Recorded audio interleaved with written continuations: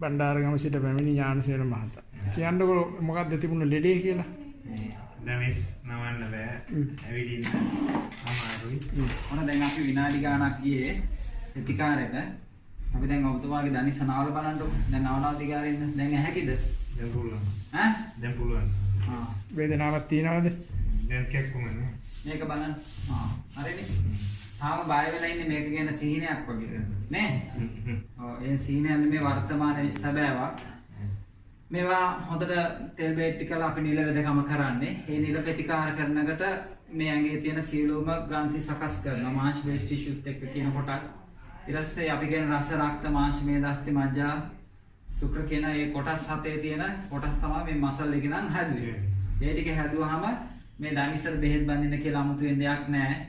දැනටම ඔබතුමාගේ රෝගකාරකේ සූපත් කළා ඉවරයි. දැන් නවල බලන්න පොඩ්ඩක්. නෑ විද ගන්න බැරුව අර බස්තනේ වාරු පියති නෑවේ. මේකත් නම බලන්න. දැන් ඇහැකිනේ. හරි. අපි තව සුළු මොහොතකින් අත පොඩ්ඩක් තියෙන ඒ ටිකත් හදලා බලමු ඇවිද්දලා කොහොමද කියලා. හරි.